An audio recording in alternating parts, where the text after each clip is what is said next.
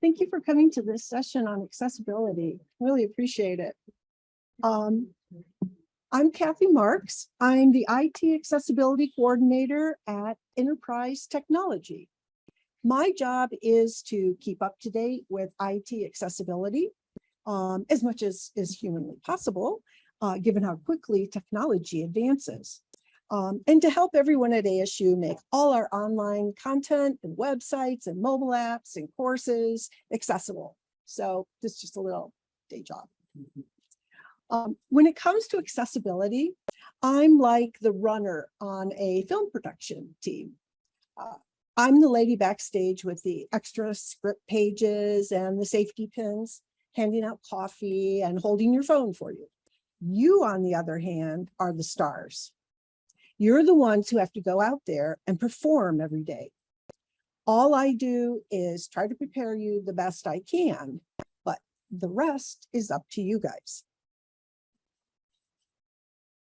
So in the spirit of preparing you for whatever your role is at ASU, we're going to talk in broad terms about what accessibility is, how you can help and what's expected of you as an employee, and what you can do next in your journey to be more inclusive and make ASU more accessible.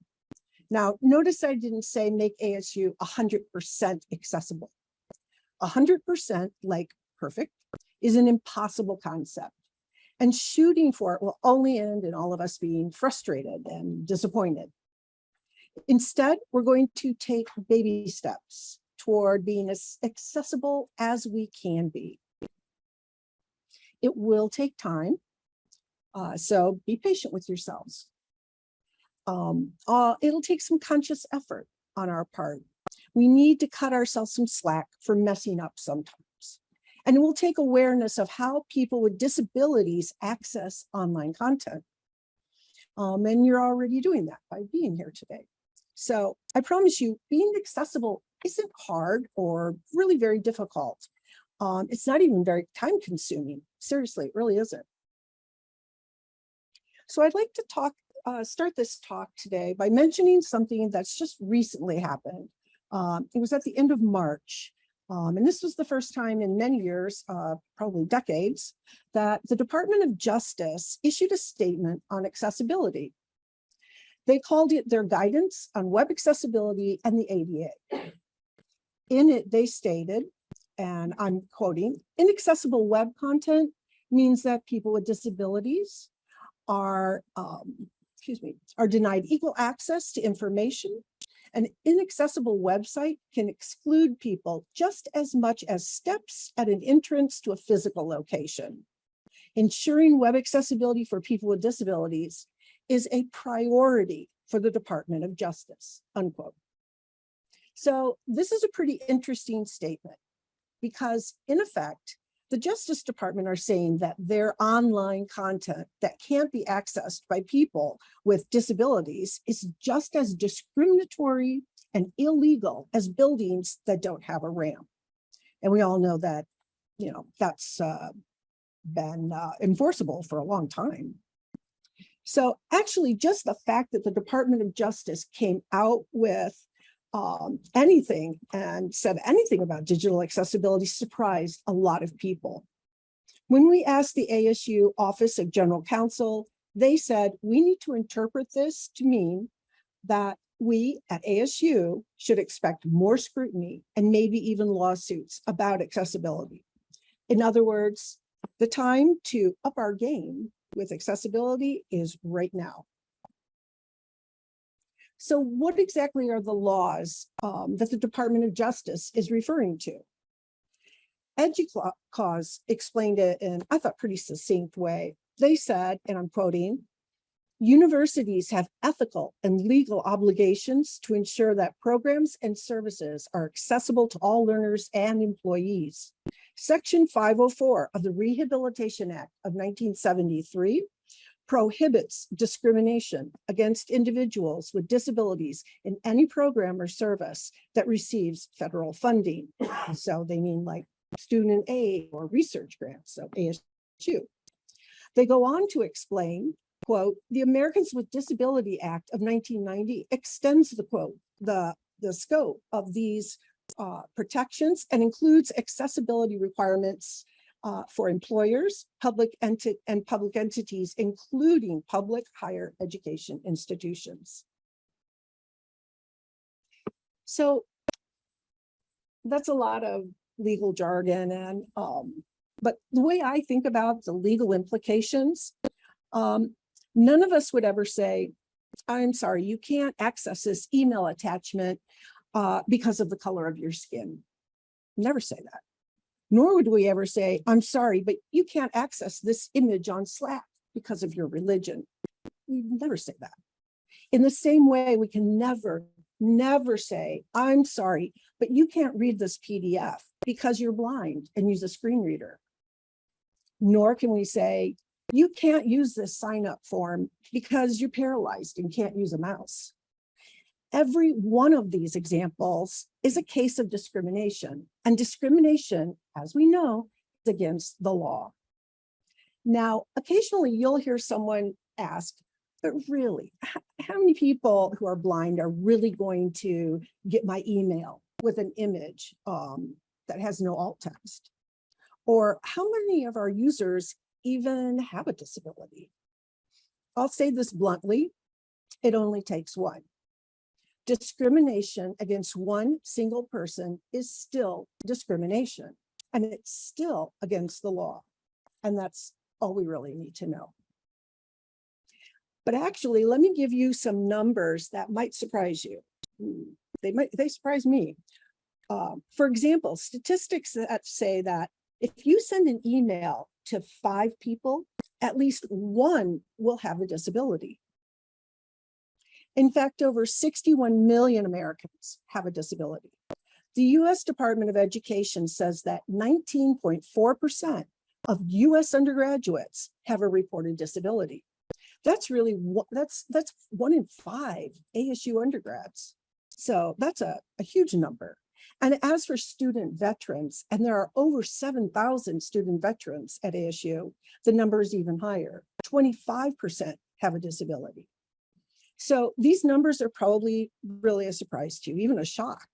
The thing about numbers, though, is we can't get too caught up in them, especially really big numbers like this. Not so caught up that we forget we're talking about people, actual real people we have a chance to have a positive impact on just by doing our jobs a little better. To me, creating accessible online content really boils down to one kid. It's an imaginary kid, but so he's 17 or maybe 18-year-old kid, sitting in his or her bedroom at home, thinking about the next step in their life. They're probably nervous, maybe even scared. It's scary because going to college is frightening. It's a little terrifying. It's exciting, but it's also scary. So it's a whole big unknown, scary thing. And to make it even more challenging, this kid is blind or paralyzed maybe, and they need a screen reader or they can't use a mouse. And I think about this kid plucking up the courage, biting their lip, going online to the asu.edu site and to the admissions page. Then they create an ASU account and they fill out the admissions form all by themselves because someone at ASU made sure it was accessible. Now, that may not seem like a big deal to you, but the result is this kid can fill out that admission form without having to ask someone else for help. This means that they get to keep their personal information private. They get to be independent and they get to keep their dignity. Who knows? Maybe that one experience could convince them that, you know, maybe college is for me. Maybe having a disability doesn't have to hold me back. Maybe this university really is welcoming to me. So that's a scenario that keeps me getting up in the morning and thinking and talking about accessibility until some of you, hi Maggie, probably want to strangle me. But I mean, really, accessibility isn't only about people with disabilities. It's not even about other people. Because as this quote says, We're all just temporarily abled. In fact, most of us will experience a number of disabilities in our lifetimes. If not a permanent disability, then a situational one, like having to use a map on your phone while you're driving, or a temporary disability, like trying to type with a broken arm. And as we grow older, the chances of us experiencing a permanent disability increases. For instance, by age 65, 93% of us will need corrective lenses.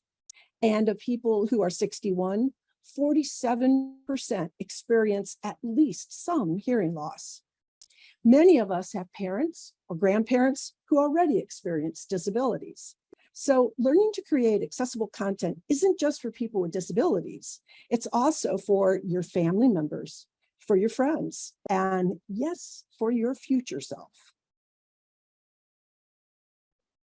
So, as I said at the beginning of this talk, making online content accessible isn't hard or difficult or even very time consuming. Now, sometimes it can be. If you're a developer, you're going to have to know quite a bit. But for most of us, it just takes a little knowledge and a little determination to be inclusive and to do the right thing. I'll tell you my number one tip, the big secret of accessibility. To remove barriers to your content, provide multiple ways of accessing. So for instance, if you post an image online, make sure you also provide a text equivalent of the picture for people who can't see. If you upload a video with audio, add text captions for those who have trouble hearing. So every second sensory option that you provide opens the door to more people. And that's really the name of the game, isn't it? To get your content read by the most people possible. So I'm going to give you now 5 tips for being more accessible. Tip number 1 is caption your videos. And I'm going to see if I can do this. Let's listen to this video explain why. I hope this works. Come on, you.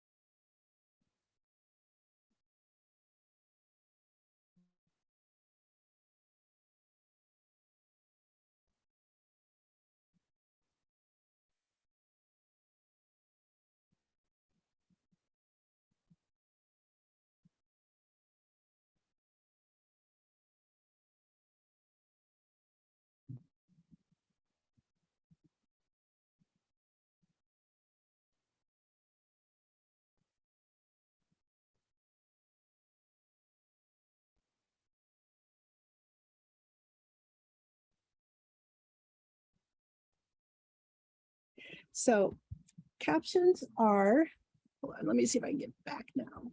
Where are you? Okay. Captions are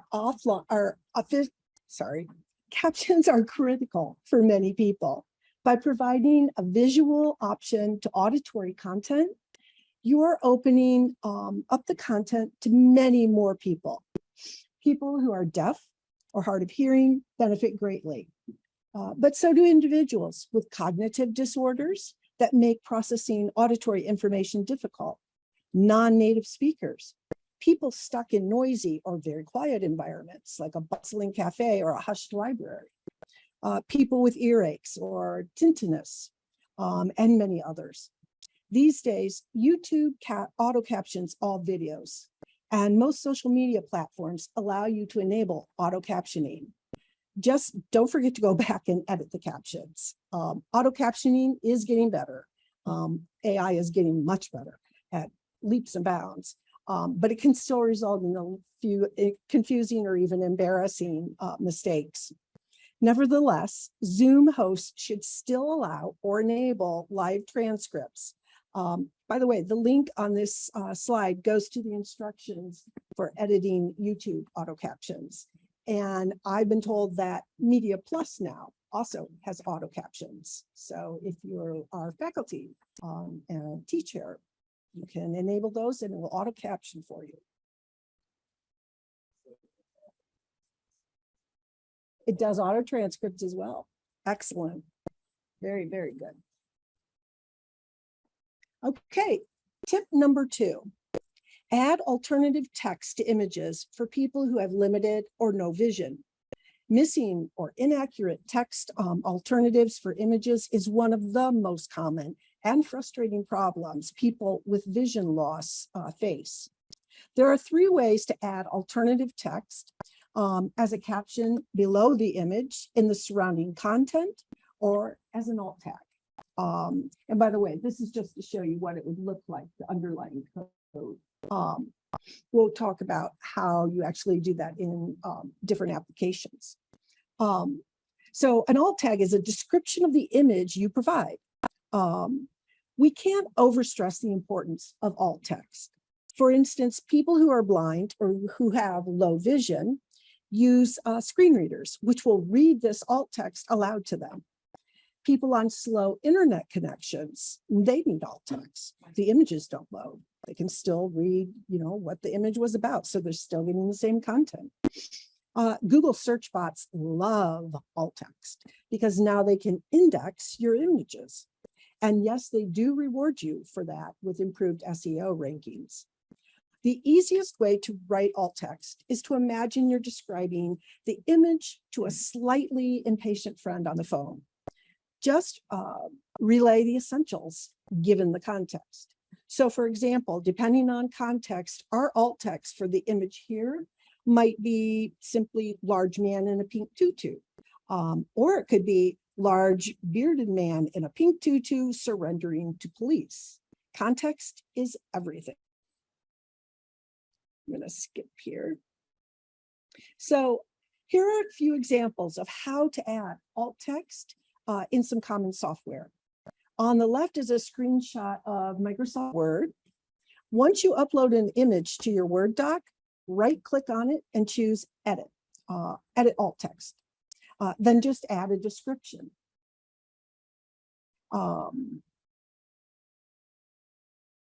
In Slack, hover over your uploaded image, select a little 3-dot icon, and you'll see a little pop-up that says More Actions. Then choose Edit File Details, and you can add a description. Most software applications and websites like Facebook, Twitter, Drupal, WordPress, and so on work in a similar way. What you write for the description depends a lot on the type of image that you're working with. If the image contains text in it, so graphic text, copy that text word for word. That's your alt text. For instance, a button that says, button image that says submit. Submit would be your alt text. If the image doesn't have any text, describe the image in light of the context. You don't have to describe every detail. Think about what the image is trying to convey. What purpose does it serve? That's your alt text. Try to keep it brief, particularly if the image doesn't really add a whole lot to the content. Speaking of which, some images, they're just what we call eye candy. They're decorative images, and they don't really add any information. If there's an is this image decorative option, check it. For any images that are purely design or fluff images. Tip number 3.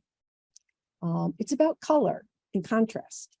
If you've ever tried to read something on your phone or tablet outside in daylight, you know how frustrating inadequate color contrast can be.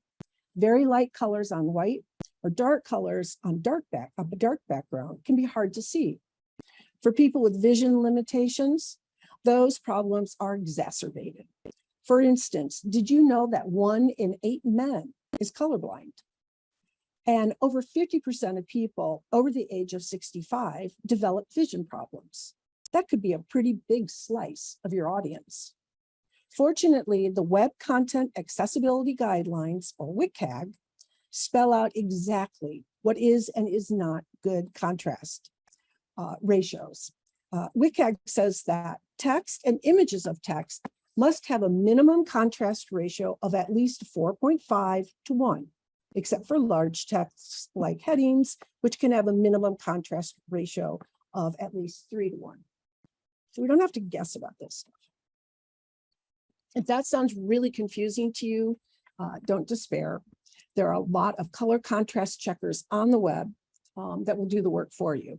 You can just download a browser extension, color checker like the WCAG color contrast checker, and then just click a button and it will tell you, see the little U of A. Uh-oh.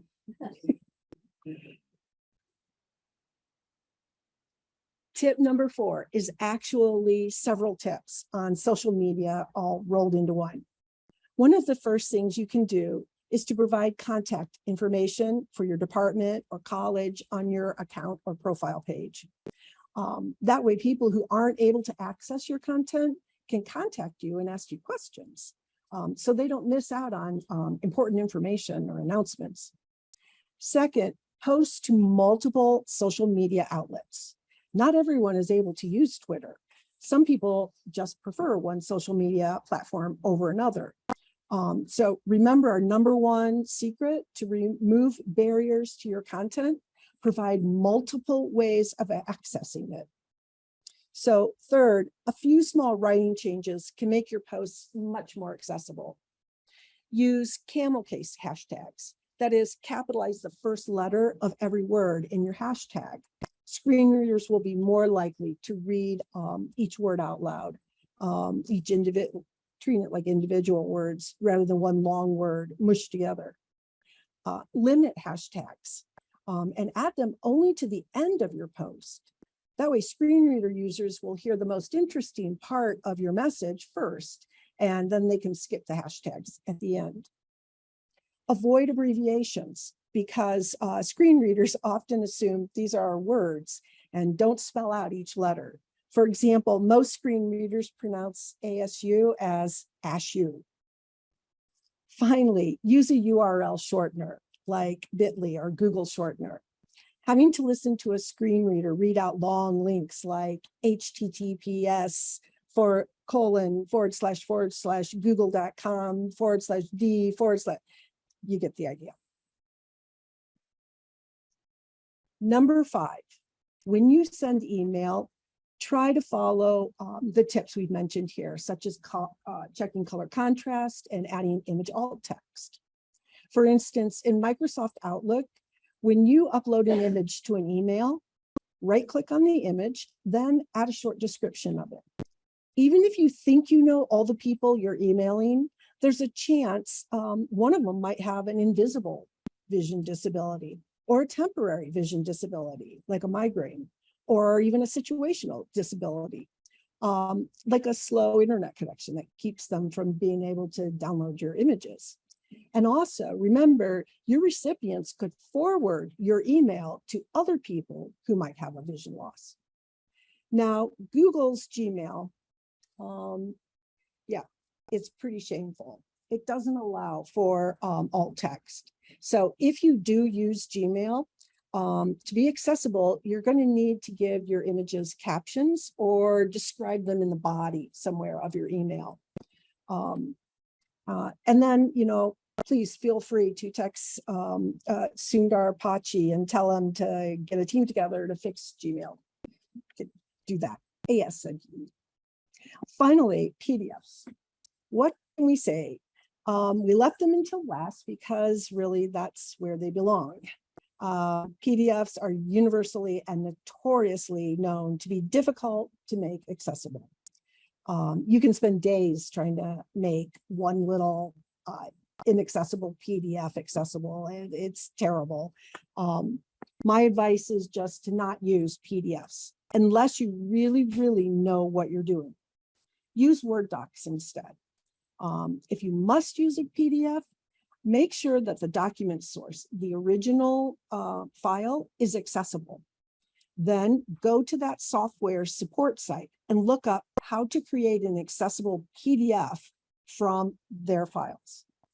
There are instructions for making accessible Word and PowerPoint files into accessible PDFs on ASU's accessibility site at accessibility.asu.edu.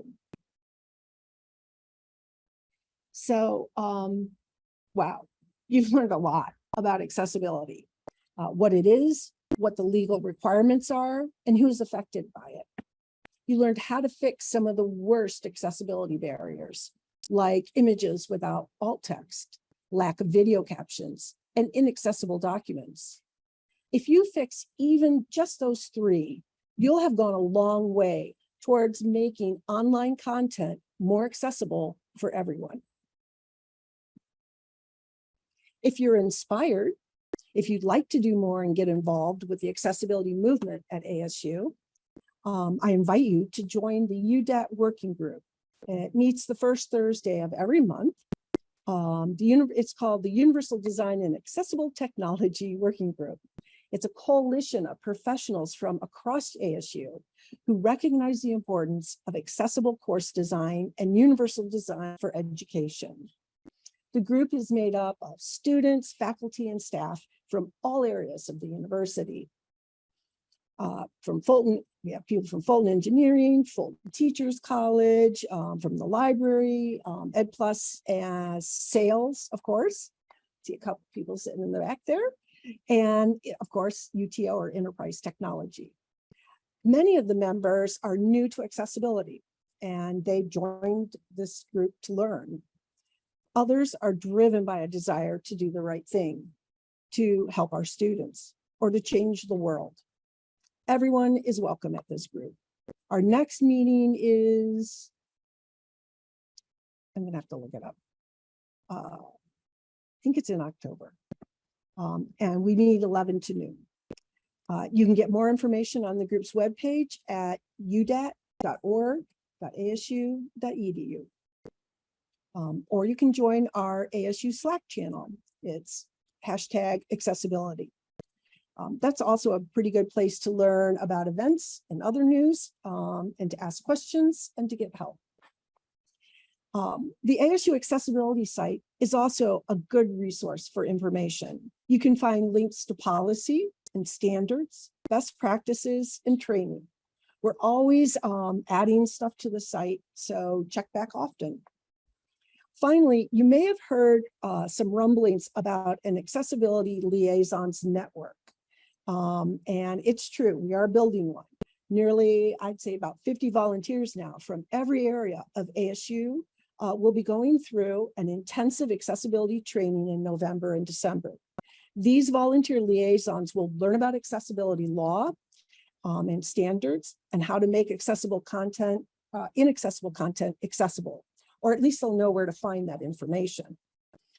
As accessibility liaisons, they'll be a vital resource to your departments and schools, the people to go to with accessibility questions. So look for announcements about the network being activated probably around the first of the year.